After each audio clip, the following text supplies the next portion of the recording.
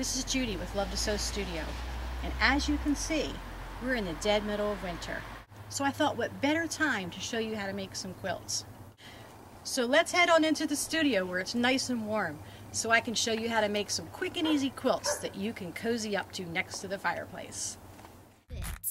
Don't you know we love to sew? Don't you know we love to sew? Don't you know we love to sew and A quilt I wanted to show you how to make is one I designed myself.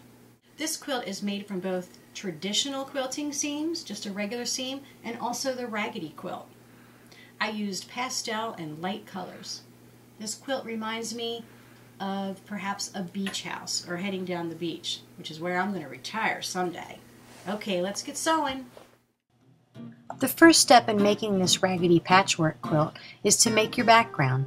I wanted a solid background so that the focus would be on the raggedy squares of the quilt. You can make your quilt any size you want, from a baby quilt on up to a king size. Once you have the background fabric the size you want, add a border if desired. Add quilt batting in the middle and a quilt back to the bottom of your quilt, all the same size. For this quilt, you will be quilting it as you sew on your squares. Now for the fun part. Cut 4-inch squares from scraps of fabric and randomly place them on your quilt top. Pin them in place through all 3 layers of your quilt. Once you have them pinned in place, we will be sewing a 1-inch seam allowance. Sew straight lines down one side of each square. Don't stop after one square. Continue sewing leading into the next square and even in between the squares. Sew until you have sewn one long line. You will continue to do this until you have sewn all rows going both vertically and horizontally on the quilt through all squares.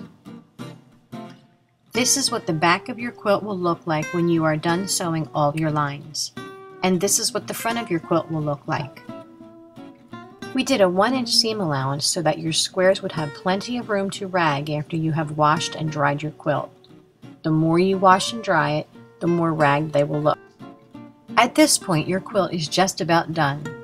You can either put quilt binding around your quilt so that it has a nice finished edge, or you can trim your seams around the outer edge of your quilt and then stitch a 1-inch seam allowance around the outer edge of your quilt.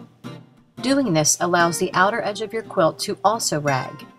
If you want a more raggedy look to your squares and the outer edge of your quilt, cut and clip plenty of slits in your 1-inch seam allowance. Then wash and dry your quilt again. Be careful not to cut into your stitching. So from my studio to yours, best stitches.